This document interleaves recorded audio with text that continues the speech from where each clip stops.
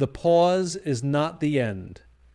When life slows down, when things don't seem to be moving forward, our natural reaction is frustration.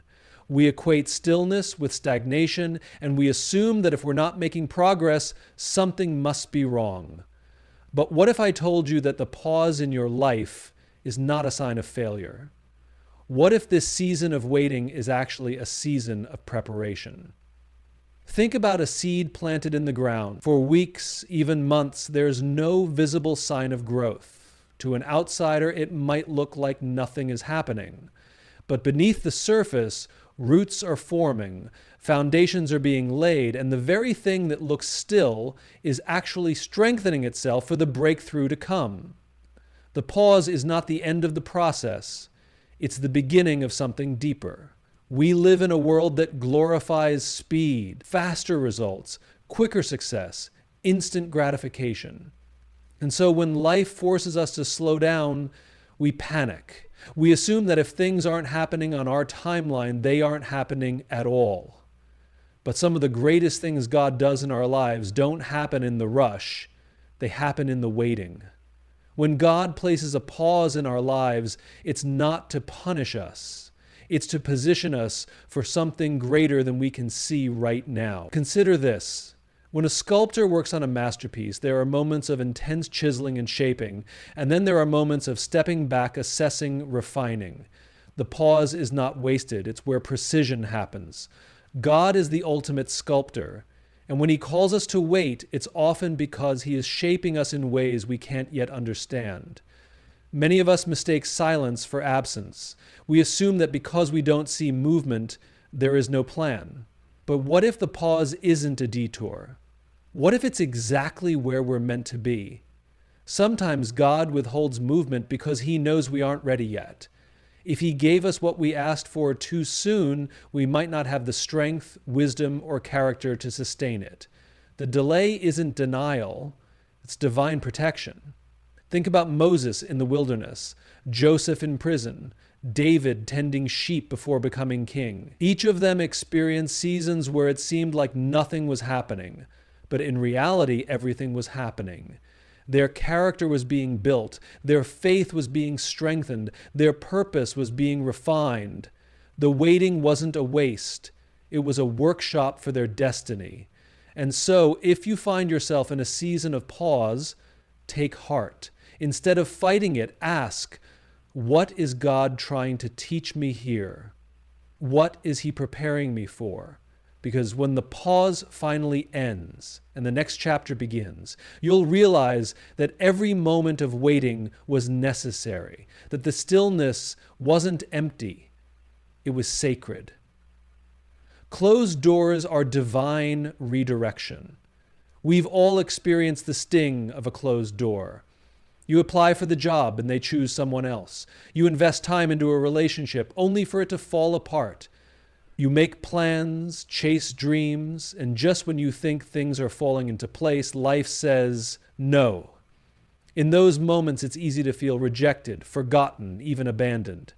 But what if that closed door wasn't meant to harm you? What if it was meant to protect you? Think about how a loving parent disciplines a child. A child might want to touch a hot stove, run into the street, or eat candy for every meal. But a wise parent steps in and says no, not because they enjoy saying it, but because they see the danger the child doesn't. What feels like restriction to the child is actually love in action. God operates the same way in our lives. He sees what we cannot. And sometimes the doors that close in front of us are his way of steering us toward something better. One of the hardest things to accept is that not every opportunity is meant for us. Sometimes what looks like a perfect job, a perfect relationship, or a perfect opportunity isn't actually aligned with our purpose. And yet, we often fight to keep doors open that God is trying to close. We beg, we plead, we try to force things to work. But here's the truth. When God closes a door, no amount of effort can pry it open. And when God opens a door, no force in the world can shut it. Look back at your life for a moment. Think about the things you desperately wanted, the opportunities you were sure were right for you. Now, think about how different your life would be if those things had worked out. Chances are, some of those closed doors were actually the best thing that ever happened to you, because they redirected you. They pushed you towards something greater, something you wouldn't have pursued had things gone your way. It's easy to trust God when doors open. It's harder to trust Him when they slam shut, but closed doors teach us something powerful. They remind us that we are not in control, and that's a good thing. If we had our way all the time, we would settle for less than what we were created for. We would cling to things that were never meant to last. A closed door is not a punishment, it's a course correction. Think about Noah. If the doors of the ark hadn't closed, he and his family wouldn't have been protected from the storm. Think about Paul. If certain cities hadn't rejected his message, he wouldn't have gone on to spread the gospel in the places God had truly prepared for him. Closed doors are not the end of the road. They are the signposts that point us in the right direction. And so, when a door closes in your life, resist the urge to see it as failure. Instead, pause and ask yourself, what if this is God redirecting me? What if this disappointment is actually a blessing in disguise? Because often the doors that don't open aren't rejection. They are divine redirection towards something we can't yet see. God works in the shadows. There are moments in life when we look around and wonder, where is God? We pray, we seek answers, and yet nothing seems to change. The silence can feel deafening, the waiting unbearable. But just because we can't see God moving doesn't mean He isn't working. Some of His greatest work happens behind the scenes, in the shadows where our eyes can't yet perceive it. Think about a seed buried in the ground. When it's first planted, there's no visible sign of life. Days, weeks, even months can pass before anything breaks through the soil. But beneath the surface, something incredible is happening. Roots are stretching deeper. Nutrients are being absorbed, and the foundation for growth is being laid. Just because we don't see progress doesn't mean it's not happening. God works the same way. He is moving in the unseen places of our lives, preparing us for the moment when everything will come together. We live in a world that craves instant results. If we don't see something happening immediately, we assume nothing is happening at all. But God doesn't operate on our timeline. He works in seasons, in layers, in ways that are far beyond our understanding. When we feel like He is distant, He is often doing His most intricate work, aligning circumstances, refining our character, and setting things in motion in ways we cannot yet comprehend. Think about Joseph in the Bible.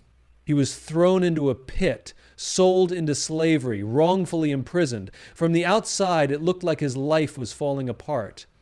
But God was working in the shadows. Every setback was actually a setup. Every closed door was leading him to his ultimate purpose, becoming second in command of Egypt and saving countless lives. What seemed like suffering was actually strategy. God is not absent in your waiting. He is not ignoring you in your pain. He is weaving something together in the background that is bigger than you can imagine. The job you didn't get, the relationship that ended, the opportunity that passed you by. None of it is wasted. It may feel like nothing is happening, but God is orchestrating details, connecting the right people, and shaping you for what's next. Sometimes we mistake His silence for indifference, but silence is not inactivity. A composer doesn't play every note at once. He leaves space for pauses, for rests, for moments of quiet that make the melody richer. God's work in your life follows the same pattern. The spaces in between are not empty, they are purposeful. And so when you feel like nothing is happening, remember, the most powerful transformations don't always happen in the spotlight. They happen in the hidden places, in the quiet moments, in the seasons where it feels like nothing is moving, because God is always working even in the shadows. Peace, not just answers. When life feels uncertain, the first thing we want is answers. We ask God, why is this happening? What am I supposed to do? When will things change? We convince ourselves that if we just had the answers, we would finally feel okay.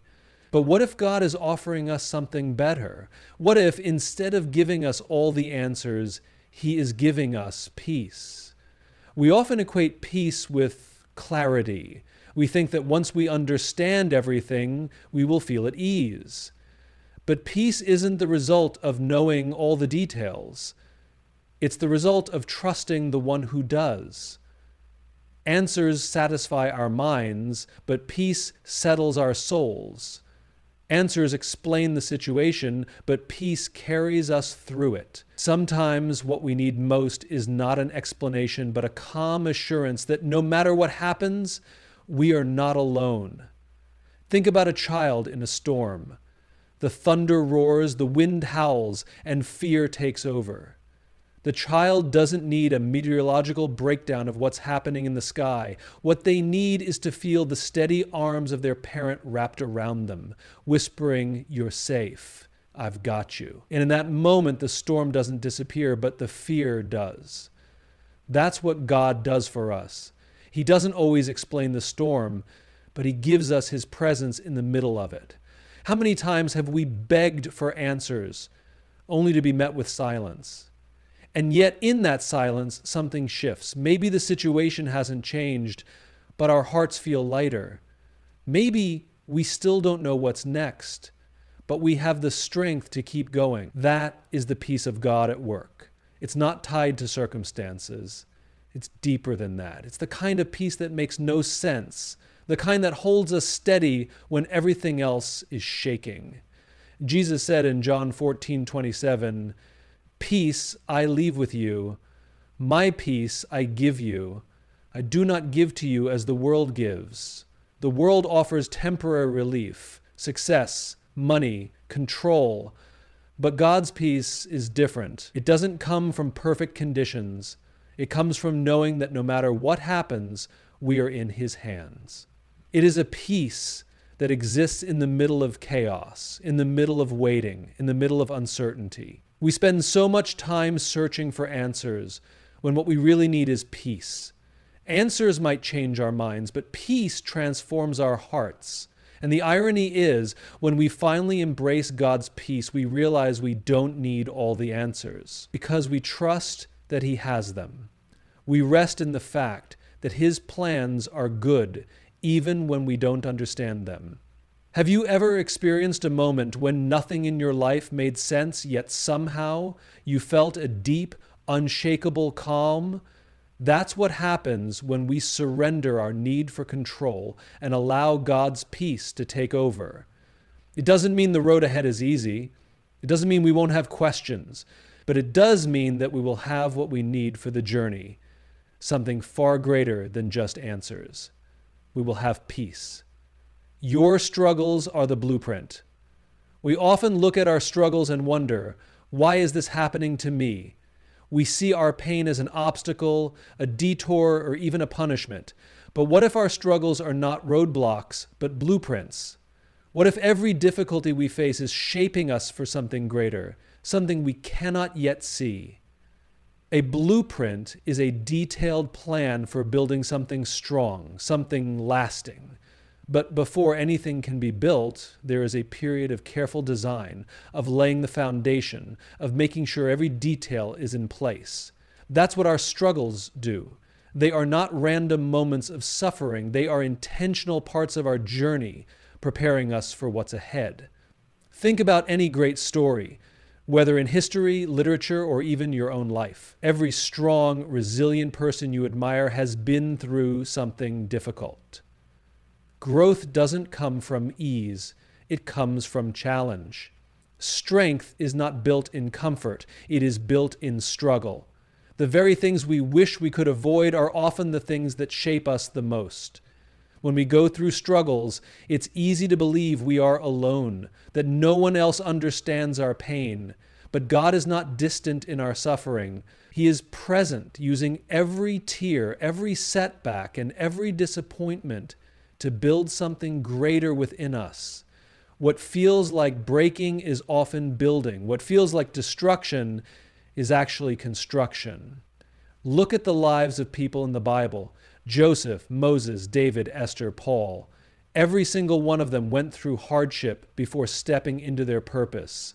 Joseph was betrayed and imprisoned before he became a leader. Moses was exiled before he led his people to freedom. David was hunted before he became king. Their struggles weren't wasted. They were necessary steps in the blueprint of their destiny. We tend to pray for an easy path, but an easy path never builds resilience.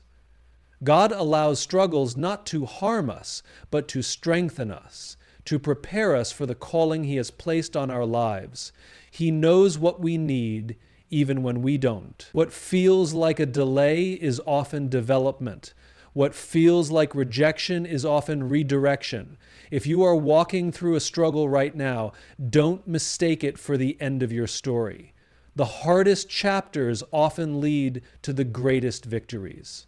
The pain you feel today may be the very thing that equips you to help someone else tomorrow. Your struggles are not wasted.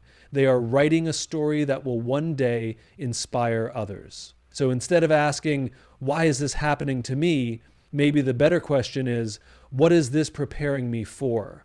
Because your struggles are not just obstacles. They are the blueprint of something greater in the making. The journey is the answer. We spend so much of our lives chasing destinations.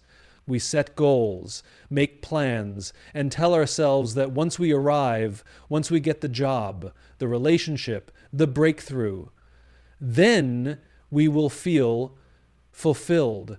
But what if the destination isn't the point? What if the journey itself is the real answer? From the moment we are born, we are wired to believe that success, happiness, and purpose exist somewhere in the future. We think, once I figure everything out, then I'll be happy. But how many times have we reached a goal only to realize it didn't satisfy us the way we thought it would? The truth is, if we are always looking ahead, we miss the beauty of what's happening right now. God is not just in the destination. He is in the process.